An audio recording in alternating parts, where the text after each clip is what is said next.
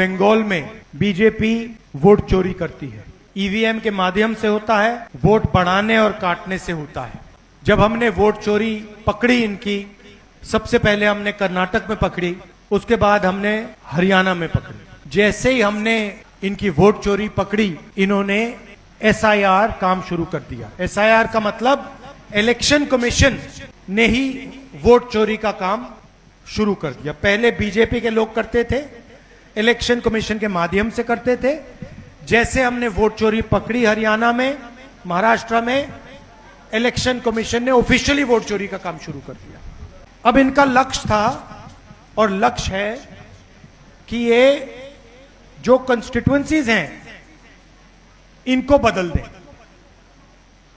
मतलब इनका ढांचा ही बदल दे। जैसे असम में इन्होंने क्या किया, एक कंस्टिट्यूएंसी को अलग अलग हिस्सों में बांट दिया।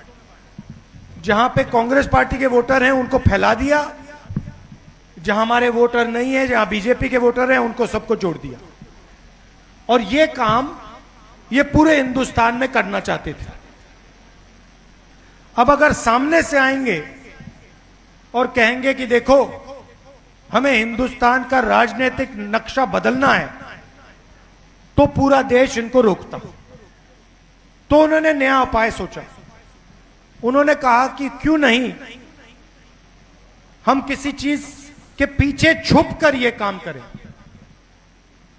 और इसलिए इन्होंने कुछ दिन पहले नए महिला आरक्षण की बात की, क्योंकि वो चाहते थे कि नए महिला के आरक्षण के बिल के पीछे वो डिलिमिटेशन, मतलब हिंदुस्तान के राजनीतिक नक्शे को बदलने का बिल डाल दे।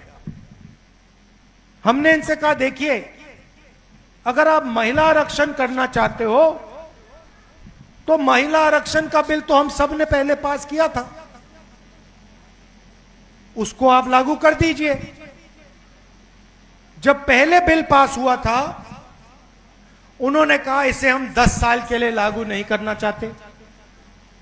हमने उस समय कहा क्यों नहीं लागू करना चाहते, क्योंकि सेंसस नहीं हुआ। हम सेंसस के बाद में लागू करना चाहते हैं। मगर अब इनको लगा कि हमारे खिलाफ लोग खड़े हो रहे हैं, हमें डिलिमिटेशन की जरूरत है, तो ये नया बिल लाए। हमने पार्लियामेंट में इनसे कहा कि देखिए, अगर आप पुराना बिल पास करना चाहते हो, उसे आज लागू करना चाहते हो, उसे आज इंप्लीमेंट करना चाहते हो, तो पूरा का पूरा विपक्ष उस बिल को आज पास कर देगा। 10 साल रुकने की कोई जरूरत नहीं है, उसे हम अब ही लागू कर देंगे। उन्होंने कहा नहीं, हम उस बिल को लागू नहीं करना चाहते, हम नए बिल को लागू करना चाहते हैं। और नए बिल के अंदर सिर्फ महिला आरक्षण नहीं है, नए बिल के अंदर हिंदुस्तान के राजनीतिक नक्शे को बदलने का बिल भी है। तो हम उनसे कहा कि देखिए, हम आपको राजनीतिक नक्शा नहीं बदलने देंगे। अगर आप महिला आरक्षण बिल पास करना चाहते हो तो पुराना बिल पास करो।